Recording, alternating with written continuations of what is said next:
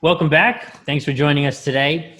So we're talking about how to be a kind leader, how to be someone who is warm and still confident, not a pushover, Mhm. but also able to get things done and to still have a positive impact on people. So one of the things that you're talking about, this, which is going to stack into what we're talking about, right? How do you be kind? How do you keep your status uh, and still be nice, right? First off, you and I had a conversation a long time ago. We were talking about certain types of power. We were talking certain types of power, and we came across centrality power, right? The power of being in the loop. And we also came across expert power, this idea that you have power because of your specialized knowledge, right? So then there are tons of different types of power that one can have. If you can figure out what your power is in any given situation, this is what's going to be important in understanding what your power is and then overcoming it. So let me give you this tiny example, this tiny story. I was not leader, but I was facilitating. There you go. I was facilitating a panel discussion a while back, and these women were talking about money. So they're on the panel, they're talking about money, they're telling you how to save your money, all of this great stuff. And what was happening was there was a man who was supposed to be on the panel, but he hadn't shown up. Soon he showed up. I want to say, like, I didn't know anything about what they were talking about. They were really getting deep into certain topics. And this man showed up. He showed up late in the middle of the panel, and he said he was sorry about being late. And then he just launched into speaking, right? He just started talking about whatever he was talking about. And he talked and talked, and I was clocking it. He talked for a minute, solid, a whole minute. He's just talked, and then it was coming up on 1 minute and 30 seconds. In this time, I was like, what is my power here? I am not an expert on the money. That's not where my expertise lies. But I am an expert in the facilitating of this particular panel. I have to do something. What can I do and still be nice, maintain my power as the facilitator, and be kind? And so what I did was, in the middle of his speaking, I called his name. And if it were you, I said, and we'll call him Max. I said, Max, and he kept talking. Max, and he kept, Max, can you hear me? Max, can you? And I just said, Max, can you hear me? Max, can you hear me? Finally, oh, I can, yes, oh, I can hear you. And then I told him, what you have to say is so important. We want everyone to be able to hear all the things that you have to say. Thank you so much for joining us. I actually had to reintroduce him because no one knew. And then I said, let's hear what so-and-so has to say about what you've just said. So I redirected. So in that moment, what I'm trying to get at is the complimenting, right? Yes, what you have to say is so great, right? But the understanding that I have power that may not be immediately connected to what they're talking about, the money part, right? Because we can get scared, like, oh, I don't know anything about money, so what do I say to make this Where does your power lie? And use that and be kind. Yeah. So that was over Zoom or like a virtual. It was over Zoom. That's why that gambit works. Because there's like a pretense, you could say like, hey, can you hear me? Because maybe he doesn't hear you because of the microphone and the technology thing. Yes. I'll tell you though, I have used this in real life. Okay. Off of Zoom. Yeah, I have said that before. And I've said it because what happens is other people can hear me.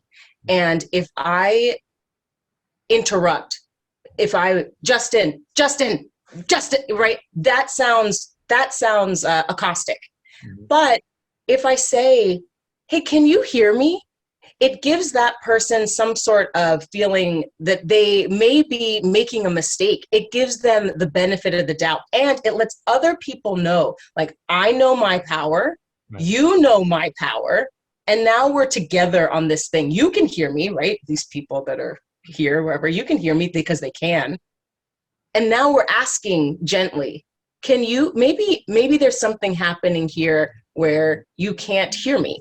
It could be anything. It could be anything. Maybe you didn't know I was speaking. Maybe you have a hearing aid. But I am literally offering a space for you to click back in and to allow me to do my job, which is be part of this conversation.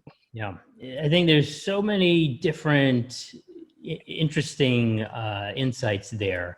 You know, the psychology, the total confidence, because in that situation, and these principles apply in many different specific situations day to day, but you know, just look at those kinds of situations where you have to jump in or interrupt somebody who's taking too much time.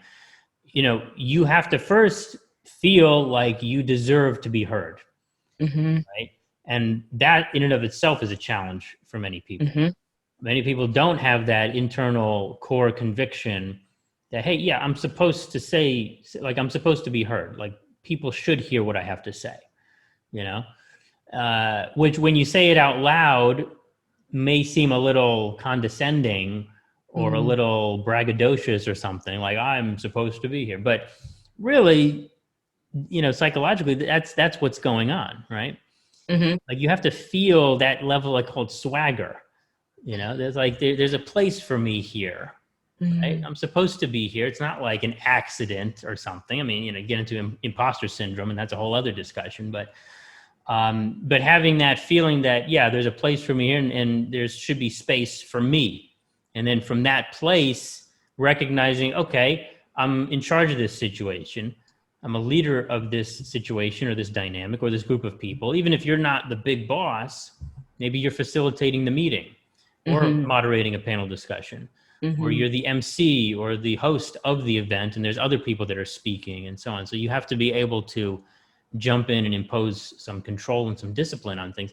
Taking responsibility is also what I'm hearing there in your stories. You know, you as the leader of the situation, you are responsible for what happens in that situation. No one else is. I've had many situations where I may be giving a workshop or giving a presentation. Just by virtue of me being in the driver's seat, I have responsibility for everybody in that room, in that experience. If somebody is unhappy, if somebody becomes disruptive during the course of the meeting, that's on me to handle that situation, right? It's not like just an accident, like, oh, okay, well, I guess this is happening now. You know, like, no, I need to actually step up and make something happen. And I think that's part of being a leader. And the danger, of course, is that people can take that too far, where they say, oh, I'm responsible for the situation. They get stressed out. They get anxious when things don't go the way they expected it. And then they get aggressive. And they go on the offensive and they start attacking people because they're trying to bring people back in line. So, and I've made that mistake myself. In fact, you know, in the past when I was anxious, I had a lot of, you know, issues hitting me right and left, a lot of fires to put out. And I had to manage situations, manage people. I was overwhelmed and stressed out. And so I make the error of attacking people or being rude to people, right? So what do you think about that? I love this. So what I think about it is when you said, you just said, I was putting out fires. I had a responsibility, right?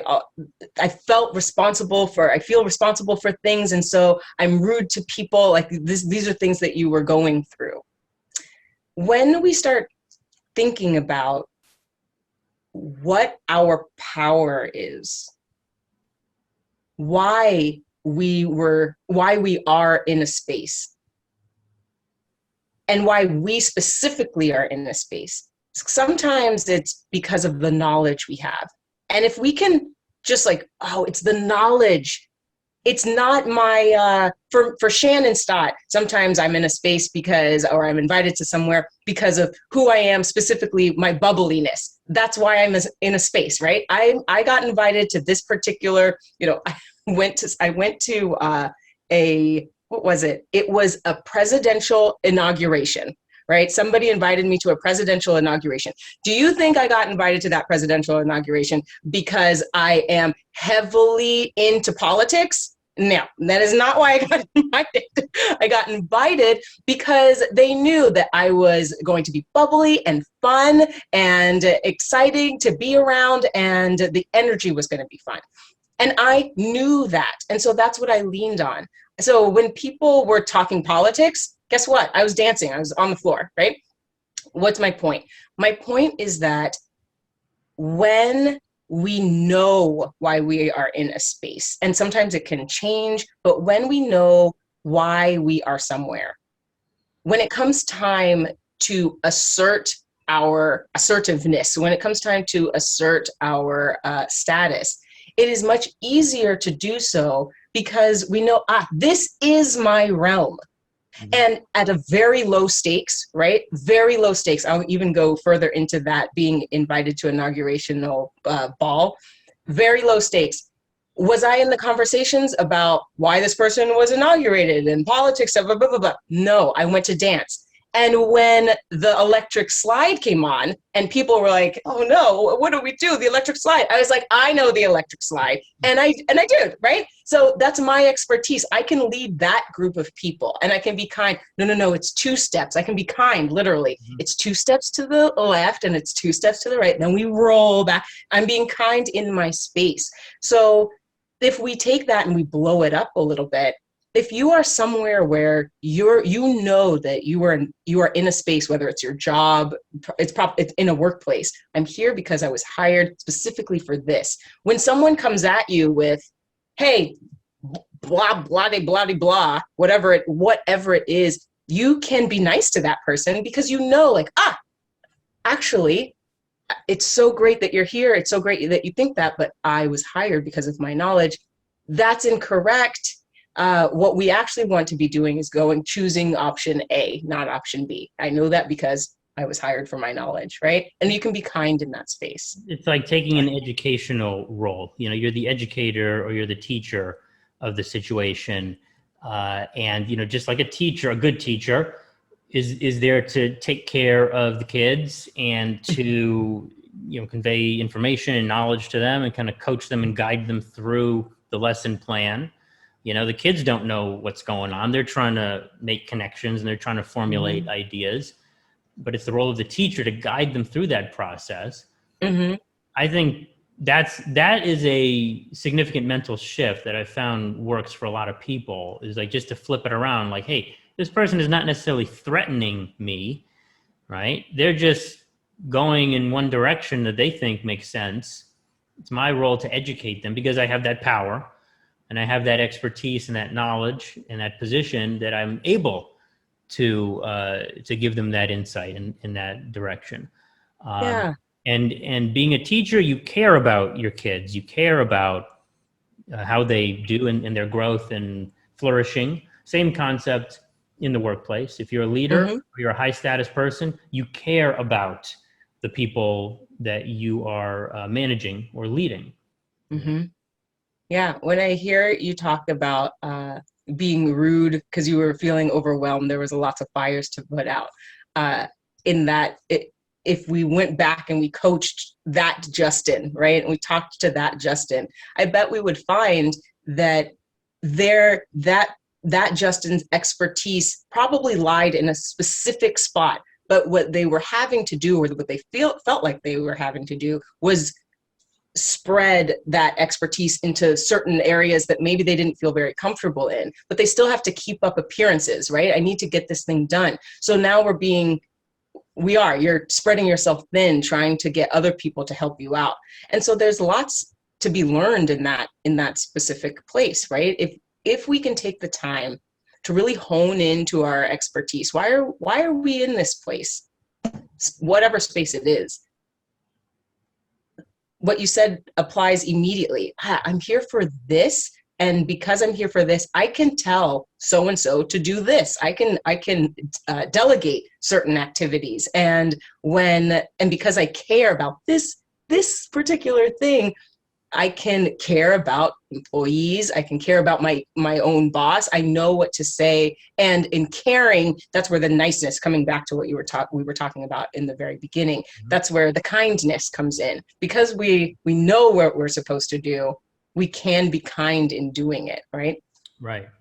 There's that fundamental security that you have, Yes. that internal security, as opposed to insecurity. You know, when you're insecure, that's when you get defensive. That's when you're more likely to aggress towards people and to be rude to people and things like that.